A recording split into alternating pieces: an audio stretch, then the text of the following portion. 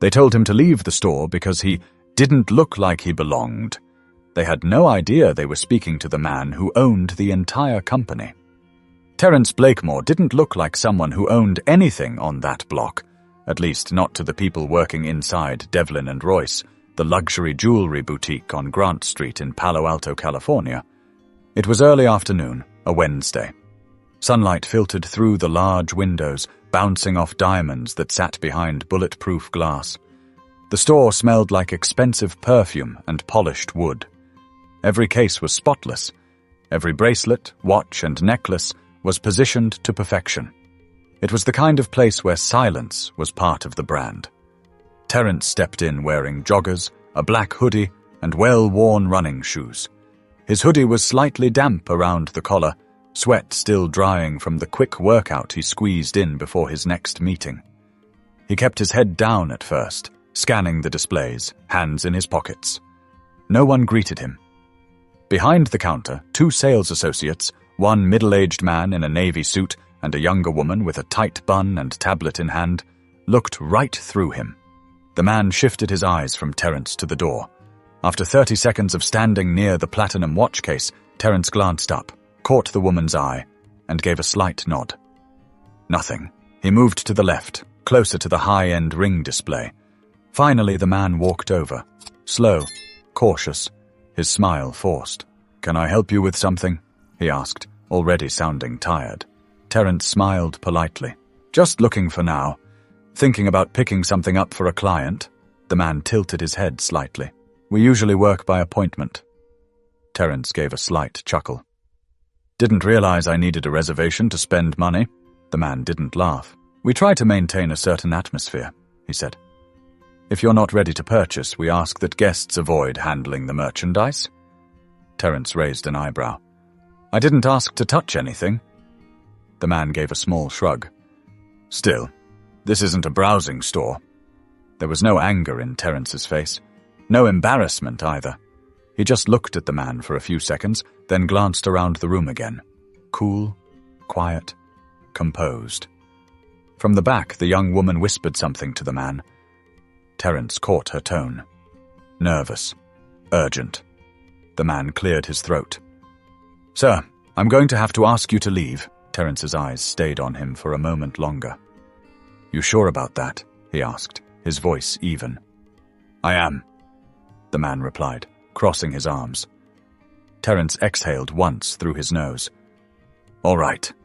He turned slowly, walked back out the glass doors and let them close behind him. No shouting, no scene, just silence. He stepped outside into the California light, reached into his pocket, and pulled out his phone. One tap, then another. "Yeah," he said into the speaker. "Tell Warren to meet me at the store. Don't bring the car around yet. Give me 20. He ended the call and leaned against the parking meter just outside the shop. For a second, his face fell blank. Not angry, not hurt, just tired. This wasn't the first time something like this had happened. But this time was different. Because he wasn't just a black man being denied entry to a luxury store. He was the owner of it. But that wasn't the part that would sting the most. For them or for him. Warren showed up 12 minutes later, walking fast, blazer flapping behind him, Bluetooth still in his ear. He paused when he saw Terence leaning casually against the meter, sipping a green juice he'd grabbed from the corner store while waiting. "They really did it, huh?" Warren asked, blinking in disbelief. Terence nodded once. "Whole thing, from top to bottom." "Did they ask your name?" "Nope." "Did you tell them who you were?" Terence gave him a look. "You think I should have?" Warren shook his head. "Not your job to teach grown folks how to treat people." Terence didn't respond right away. He tossed the empty juice bottle into a recycling bin nearby and straightened up. "Let's go," he said. They walked side by side across the sidewalk and back through the glass doors of Devlin and Royce. This time, the motion sensors triggered a soft chime. The air inside was cooler now, or maybe it just felt that way. The same two employees were still there, mid-conversation, laughing about something that faded quickly when they saw Terence walk back in. this time with a man in slacks and a sport coat and a small silver pin on his lapel. Warren carried himself like someone used to giving orders, even when silent. "Can I help you?" the younger woman began. Warren cut in. "You're Jennifer, right?" She blinked. "Yes." "And you must be Mr. Coyle." The man looked confused. "Yeah, that's me. I'm Warren Tate, Director of Operations for Blakemore & Co." Jennifer's mouth opened slightly. Mr. Coyle froze. Terence stepped forward. "I'm Terence Blakemore," he said calmly. "You work for me." Mr. Coyle's eyes flicked from Terence to Warren, then back again. His posture shrank by the second. Terence didn't raise his voice, didn't even look angry. "I own this location," he said. "And the brand above the door." Jennifer looked down at the tablet she was still holding. "We didn't know," Terence interrupted her gently. "No, you didn't. And that's kind of the problem." Coyle opened his mouth to say something but stopped. "You assumed I didn't belong here." Terence continued. "You didn't ask questions, you just made a decision. I thought," Coyle started. "You thought I looked like someone who didn't have money to spend," Terence said. "And even if I didn't, this store isn't built on deciding who looks rich enough to be treated with respect." Warren leaned against the display case. "We'll be holding a full review of staff interactions across all stores next quarter, starting today." Coyle looked pale. "I didn't mean to offend." "You did," Terence said. "You just didn't expect consequences." The room went quiet. Jennifer stood stiff behind the counter, lips pressed tight. Terence looked around at the walls, the glass, the merchandise. His merchandise. "It's funny," he said. "I spent most of my life working so I could walk into places like this and not get followed. I finally bought one, and I still couldn't make it past the second case." Warren gave a low sigh. "You want to talk in the back?" Terence shook his head. "No. Let's keep it right here. I want them to hear this." He turned back to Coyle. "You judged me on the wrong scale," he said. "And the truth is, I don't care about your apology. I care that this happens every day. To people who don't have the platform to push back." He let the words hang for a moment. But Terence wasn't done. Not yet. He had more to say, and they were going to hear every word. Terence didn't ask anyone to sit down. He didn't need a conference table or a prepared statement. The jewelry sparkled behind the glass, but the air had shifted. No one was browsing. The door stayed shut. Even the security guard had stepped a little closer, uncertain whether he should speak or just observe. Jennifer's hands were clasped tightly behind her back. Mr. Coyle looked like he wanted to disappear. Terence took 2 steps toward the counter. "Let me tell you a little about myself." He didn't say it with pride. He said it the way someone might open a drawer and show you a photo from the past. "I grew up in East Oakland. My mom worked 2 jobs, sometimes 3. I didn't get my first real suit until I was 26. Even then, it was second-hand, and I had to teach myself how to tie a tie using a mirror and a YouTube video." Jennifer blinked. Her fingers twitched. Terence glanced at her. "You ever been followed in a store just because of what you're wearing?" She didn't respond. He looked at Coyle. "You ever walk into a room and know before you speak that your voice won't carry the same weight as the guy standing next to you?" Coyle shook his head once, almost ashamed. "Tim," Terence continued, "what happened today isn't about me being upset because I wasn't recognized. I don't need that. I came in here today not as a test, but just to feel the energy. That's all. And you showed me everything I needed to know." Warren remained silent, arms folded, eyes on every reaction. This was Terence's moment, and he knew how to let him work. "You judged me the moment I walked in that door," Terence said. "Not based on my tone, not based on my intent, but based on the cut of my hoodie." Jennifer opened her mouth to speak, but again he stopped her with a small wave of his hand.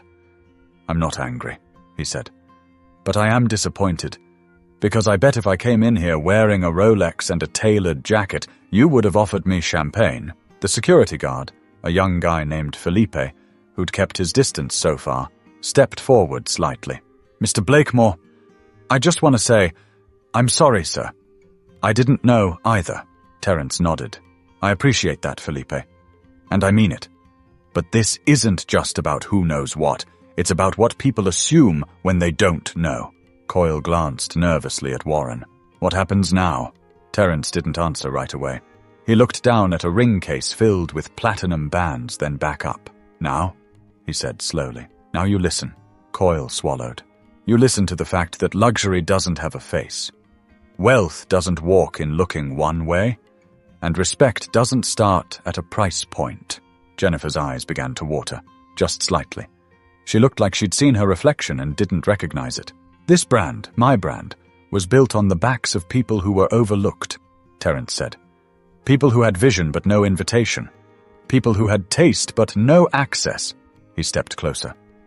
Devlin and Royce was known for exclusivity. That's why I bought it. Not to keep it exclusive, but to open it up. To remind people that quality has nothing to do with who you expect to walk through the door. The silence in the room was heavy now, not awkward, just full. But Terence wasn't finished building his message. The next part would go even deeper, and it wouldn't be easy for them to hear.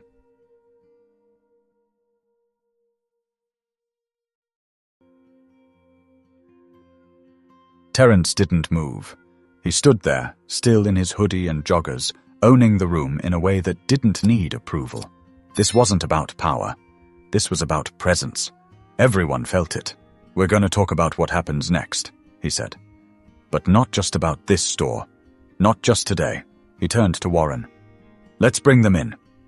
Warren stepped outside and motioned toward the sidewalk. A few moments later, 2 more people entered. One was Sasha Lamont, Terence's head of client experience. The other was Ronald Sturgis, a quiet but sharp regional trainer who'd helped build the retail culture for Blakemore & Co. across 6 cities. Jennifer's eyes darted between them. Mr. Coyle cleared his throat but didn't say a word. Sasha gave a soft smile. We're not here to punish anyone. We're here to show you something. Terence nodded. Because what happened today isn't rare. And it's not just you. It's how this industry was built. I've had high net worth clients tell me they've had to bring assistants just to be treated with respect. You think that's right? No one answered. Ronell stepped forward. We train on product. We train on language. But too many of us never got trained on people, on judgment, on unconscious decisions that feel small but carry weight. Coyle looked at the ground. I thought I was being careful. Terence didn't scold him. You were being selective. You were protecting a space you assumed needed protecting. But what you really did was close the door on someone who built it. Sasha handed Jennifer a small stack of cards. These are real stories from real clients. Anonymous, but every one of them came from a Blakemore or Devlin store. Read the top one. Jennifer's voice shook slightly as she read aloud. Walked in with my teenage son. No one spoke to us until a white customer entered. Suddenly 3 people asked if they could help her. We left, never went back. She paused, swallowed. I'm sorry, she said quietly. Terence stepped in. You know what's tough? That customer probably didn't say anything. They didn't argue.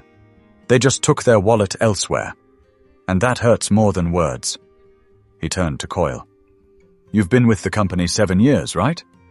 Almost 8. You're a good salesman. That's why you're here. But selling jewelry isn't about judging who looks like money. It's about making every person feel like they belong here. That's how you build loyalty. The room was still. The sound of a delivery truck passed outside, but no one looked. Jennifer blinked back another tear. I didn't think I was that person. You're not the only one, Terence replied. But you were that person today. And now you've got a choice. You can be better, or you can be comfortable. Ronell stepped up again. Starting tomorrow, all sales staff will go through a new human-first training program. Not sensitivity, not a checklist. We're going to talk. We're going to listen. And it's going to be uncomfortable sometimes. But that's the only way this changes. Mr. Coyle looked at Terence. Do I still have a job? Terence looked back at him with no expression. That depends on whether you're here to protect a commission or serve people. But even in this confrontation, Terence wasn't trying to break them. He was trying to break the cycle. And the most important part was still coming.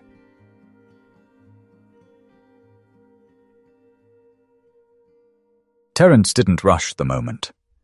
He looked around the showroom one more time. The floors gleamed. The lights were cool-toned and sharp. Everything in the store said precision. And yet, what had just happened couldn't be fixed with polish. "This isn't about one awkward moment," he said. "This isn't even about one bad call." He stepped back, arms relaxed at his sides. "Let me tell you about a friend of mine. He's worth 8 figures, owns a tech firm in Phoenix, drove his old beat-up Jeep to a luxury dealership just last month. They didn't even let him past the welcome mat." Terence shook his head, half smiling at the absurdity. "You know what he did? He walked out, went 2 miles down the road, bought 2 cars, paid in full, left a tip so big the saleswoman cried." Ronell gave a small grunt. "Happens all the time." "It does," Terence said. "And that's the thing. You never know who's walking in. But more importantly, you never know what they're carrying.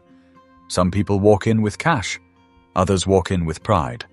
Some walk in trying to forget what they just went through that morning. And all they want is to feel human. Not sized up.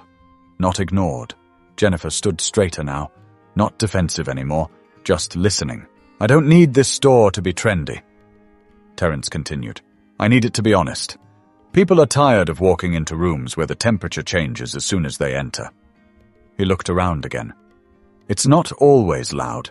It's not always hostile. Sometimes it's just silence. A hesitation. A glance." Warren chimed in for the first time since re-entering. "We've got data from over 200 clients across 14 stores. Same pattern, same feedback. Too many people of color, women, and younger customers saying they feel like they have to prove something before anyone makes eye contact." Mr. Coyle rubbed his eyes. "We're trying to protect the brand," Terence interrupted, calm but firm. "And what do you think is the brand, Mr. Coyle?" "A logo. A name." He paused. "No. The brand is how people feel when they walk through that door. That's the whole thing." He turned slightly, motioning toward the wall where the company's mission statement hung in a brushed silver frame. "Look at that. Luxury for every story. You see that?" Jennifer nodded slowly. Terence looked back at her. "Do you believe it?" "I want to," she said. "I didn't realize I'd drifted from it." "We all drift," he replied. "What matters is whether we steer back." Sasha pulled a tablet from her bag and tapped the screen. "We're launching a company-wide listening session next month. Anonymous stories, in-person conversations, and real accountability. This isn't just for corporate, it's for everyone. If you've ever made someone feel small in this space, now's the time to unlearn it." Terence looked thoughtful. "I've been silent before. In other places, I've let things slide, told myself it wasn't the time to speak up. But when it happens in your own house?" He shook his head. "You don't stay quiet anymore." Ronell nodded once. "We don't fix this with a memo. We fix it one room at a time." Terence gave a short laugh, not out of humor, but clarity. "When I bought Devlin and Royce, people told me I was crazy, said the culture was too old school, too stiff, that I'd never be able to shift it." He looked Mr. Coyle dead in the eye. "Watch me." But changing a culture isn't about a single speech. It's about what comes next. And Terence had one last move to make before walking out that door. Terence didn't stay long after that. The point had been made, and more importantly, it had been heard. But before he left, he turned to Sasha. "We'll need follow-ups here. Weekly check-ins for the next month. I want every team member to speak to what they've learned, not what they've memorized." Sasha nodded. "Already on it." Jennifer looked unsure whether to speak, but something in her shifted. She took a step forward, not rushed, not rehearsed. "Mr. Blakemore," she said, voice soft but steady. "I know I messed up. I don't have an excuse. I just want you to know, I want to be part of the change. Not out of guilt, but because I saw myself today. And I didn't like what I saw." Terence didn't smile, but he met her eyes with a kind of recognition. the way a teacher might look at a student who finally connected the dots. "You'll get that chance," he replied. "But growth isn't quiet. It's uncomfortable. If you're ready for that, then I am too." Coyle stayed silent. He looked rattled, not by fear of losing his job, but by the weight of what had been revealed. He'd been doing this for years, treating people like risk assessments instead of individuals. And now it had caught up with him. Warren looked over. "Mr. Coyle, a decision will be made within the week. In the meantime, you're on leave, with pay. But that time isn't for rest. It's for reflection. You're going to write up your version of today. Everything you thought, everything you did, and what it taught you. If we believe it's honest, you'll be back. If not, we'll move on." Coyle nodded quietly. No defense. No anger. Just a man who'd been forced to look at himself through a different lens. Terence turned to the security guard. "Felipe, right?" "Yes, sir. I appreciated what you said earlier. That matters. Keep speaking up, even when it's not your job." Felipe looked surprised. "I will, sir. Thank you." As Terence walked toward the door, he paused beside the case where he'd been standing earlier, right before being told to leave. He tapped the glass lightly. "That one," he said. Sasha stepped closer. "The platinum chronograph?" "Yeah," Terence said.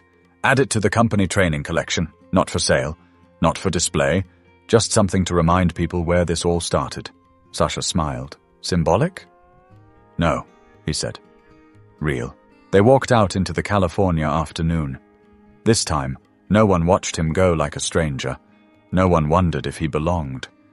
He didn't say much on the way back to the office, just sat in the back seat of the company SUV, scrolling through emails, occasionally looking out the window.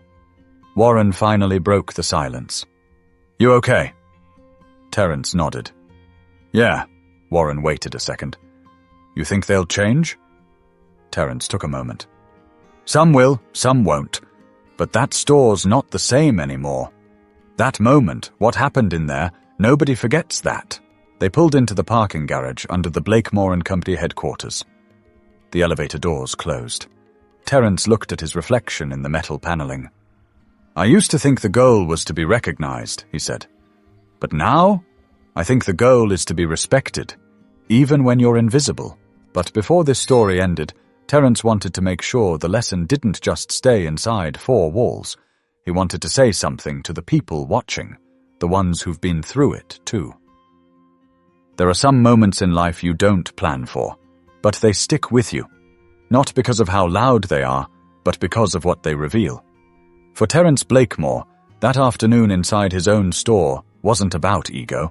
It wasn't even about the insult. It was about the quiet truth so many people live with. Being judged before you've even opened your mouth. Later that evening, Terence sat alone in his office. The sun was down, and most of the building had emptied. He had the lights low, the city humming quietly outside the window. He scrolled through old notes, design drafts from the early days when he was just sketching logos on napkins between shifts. He remembered all of it. The way security used to tail him at department stores. The job interviews where they looked shocked when he walked in. The silent elevator rides where no one made eye contact. That moment in the jewelry store was just another brick in the wall he'd been climbing for decades. But he didn't hold hate. He held memory. He clicked open a message on his screen, a client testimonial from a mother in Scottsdale. She'd walked into one of the boutiques wearing leggings and flip-flops. She wrote, "No one looked twice at me, except one young man who asked how my day was going and if I needed help. I told him I wasn't shopping, just waiting for my daughter. He smiled and said I was still welcome. I cried in the car on the way home, because I'm not used to being treated like that." That's what it was about. Not turning tables, not getting even, but setting a new standard. Because people don't remember every product. They remember how you made them feel. And if how someone looks still decides how they're treated, then there's still work to do. Terence leaned back in his chair, arms crossed over his chest. "You know," he said out loud to no one, "some folks think success means you stop hearing the noise. But really, it just means you're finally in a place to answer it." He sat quietly for a minute, then added, and I don't plan on staying quiet. This story isn't just about Terence. It's about all the people who've walked into rooms where their worth was measured before they even spoke. It's about every moment someone felt small because of someone else's narrow view. So here's the truth, plain and simple. Respect should never come with conditions. It shouldn't depend on your shoes, your jacket, your skin, your silence. You deserve to be seen for who you are, not for what someone expects you to be. And if you've ever been dismissed, overlooked, talked over, don't let that shape you. Let it sharpen you. Let it push you to build the space they wouldn't give you. Just like Terence did.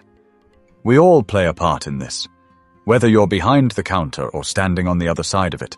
So next time someone walks into your life, your store, your office, pause. Check yourself. Then ask, am I seeing this person? Or am I just seeing what I expect? That question might just change everything. If this story made you feel something, share it. Someone out there needs to hear it. And if you haven't already, subscribe. These are the stories that don't always make headlines, but they make a difference.